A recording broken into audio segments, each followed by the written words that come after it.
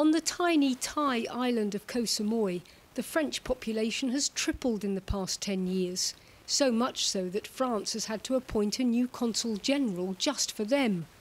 Now, more than 1,000 French people call this little slice of paradise home.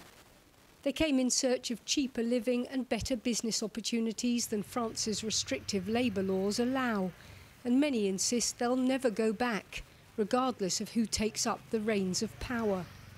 J'aime la France, mais j'aime pas la France comme elle est devenue maintenant. On ne peut plus avoir confiance en personne. Je voyais pas trop d'avenir en fait.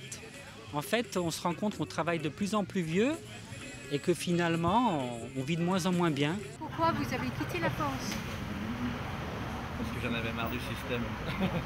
J'en avais marre parce que trop de travail, trop d'impôts, trop de charges. En fait, je passais mon temps à travailler pour l'État, donc au bout d'un moment, voilà, l'opportunité s'est lancée ici, donc j'ai pas hésité quoi.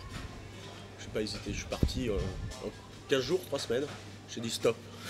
Les Français c'est number one pour aller, toute la journée se plaignent. Moi je me suis pas plaint, je suis parti. Je cotise plus en France, je travaille, je mets des sous de côté, je vais aller en Chine, tant que j'ai la force de travailler, l'envie, le courage et la volonté, je veux mettre de l'argent de côté, investir dans l'immobilier à l'étranger et la retraite, je vais me la faire moi-même. Business partners Vincent Lamy and Christophe Fragny are of the same mind. They've established a thriving bar-restaurant on Chaweng Beach, the biggest resort on the island, and insist profits are far higher here than they can make on a similar business back home. Romain Ponceau, who moved his wife and 3 teenage sons to Koh Samui after deciding to end his police career prematurely rather than wait for a pension age which might continually get pushed back, believes France has lost its way in terms of values. Je ne suis pas pour une économie forcée, pour que les gens consomment beaucoup, pour qu'on gâche beaucoup de choses. Je suis contre tout ça.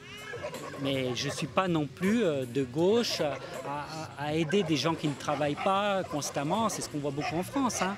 En Thaïlande, les gens qui ne travaillent pas, ils n'ont rien malheureusement. Je ne dis pas que c'est bien, hein, mais en France, on aide trop les gens qui ne font rien, au détriment des gens qui travaillent beaucoup et qui au final n'ont pas beaucoup plus que les gens qui restent à la maison, quoi. Des gens qui profitent du système et c'est malheureux. Et c'est ça qu'il faudrait combattre déjà avant tout. Il faut protéger l'économie française, pas uniquement en arrêtant le robinet économique à des gens qui en fait ne sont pas supposés recevoir de l'argent, mais aussi en favorisant l'industrie française. Vous savez que pour un ouvrier qui va gagner 1 500 € par mois, il va coûter 4 000 € à son patron, peut-être même plus. Ça fait 4 mois que je suis là, donc je n'ai pas les nouveaux chiffres. Si cet ouvrier il lui coûtait que 2 500 € au patron, il y aurait plus d'ouvriers en France. Lower salaries and social charges of only around 5% are one of the chief draws for French immigrants to Koh Samui. That and the ease of setting up and running a business. En France, il faut avoir une grosse affaire, là on gagne de l'argent, une petite affaire. But here in Koh Samui, Marcello has established a very profitable business, with 16 staff, a chain of 3 French bakeries, and a thriving wholesale business to local hotels. All that in just 11 years. He says the biggest problem he faces every day here is simply where to secure the best ingredients for his French croissants, breads and patisseries. They may be many thousands of miles from home, but francophones in Koh Samui can still vote, either by procuration or by making the short journey to neighbouring Phuket or Bangkok. And they still have their opinion on who should run the country or who shouldn't. Il n'y a pas beaucoup de gens qui ont du charisme. Je veux dire, Hollande, il a aucun charisme, je m'excuse, mais c'est pas... Ça me ferait vraiment chier, entre guillemets, que ce soit lui qui représente la France en termes de charisme, etc. Monsieur Sarkozy est celui qui représente le mieux la France. C'est quelqu'un, il a peut-être des défauts, mais au moins lorsqu'il parle, on sait qu'on peut avoir confiance en lui. Et il l'a prouvé lorsqu'il a eu la crise de l'Europe. C'est lui qui menait avec Angela Merkel. Je pense que le président actuel a déjà fait beaucoup de choses, même s'il n'est pas toujours performant.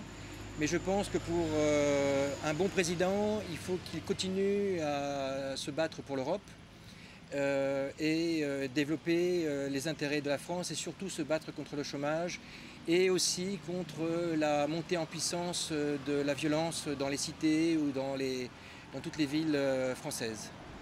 It was that violence, especially from the immigrant community in their hometown of Marseille, which made Danny and Armand Bouchard flee to Koh Samui.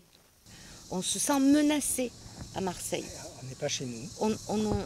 Je ne reconnais plus ma ville. But the biggest fear for French people in Koh Samui is not political, but economical. France needs to remain strong for the euro to remain strong. Otherwise, their tourist businesses, as well as their savings and pensions, are threatened. Les gens avaient, les touristes, avec 1 euro, ils avaient 50 bahts. Aujourd'hui, ils en ont 40. Donc 20% de moins de pouvoir d'achat en vacances. C'est vachement important pour ça. Danny and Armand Bouchard agreed with Marine Le Pen that staying in the euro may not be the best thing for France. Tous les pays qui étaient gouvernés par la gauche, que ce soit la Grèce, l'Espagne, le Portugal, l'Italie, l'Irlande, tout cela, ils ont cru que l'euro c'était l'Eldorado. Et bien maintenant, ils sont en train de réduire les retraites, de réduire toutes les prestations, de réduire les salaires. Et c'est chômage à 30% chez eux. Et on peut toujours changer de voie, on peut toujours choisir son destin. All here acknowledge that whoever wins, there'll be some very difficult decisions to make. And the hurdles are huge. On peut mettre n'importe qui comme président, même si c'est un travailleur et tout, ça sera très difficile pour lui d'arriver à faire quelque chose. On a eu les socialistes pendant 14 ans, on a eu la droite pendant à peu près la même période, et malgré tout on n'a pas réussi à relever la barre. On a l'impression de stagner en France, on a l'impression que ça n'évolue pas en fait. Même les gens de droite ne sont pas vraiment de droite, les gens de gauche ne sont pas vraiment de gauche. Ça fait quand même bientôt 10 ans qu'on est là, que ce soit à droite, à gauche, on ne voit pas un gros changement vu d'ici. Et tout ce qu'on voit, les changements, c'est les gens qui viennent en vacances, qui nous parlent, et à chaque fois c'est un peu plus noir. Le tableau qui nous dresse est un peu plus noir. Donc déjà, ça ne donne pas envie de rentrer. Hein. Mais à chaque fois c'est pareil. Des amis ou même des clients qui vous disent « Oh là là, la France, oh là là ».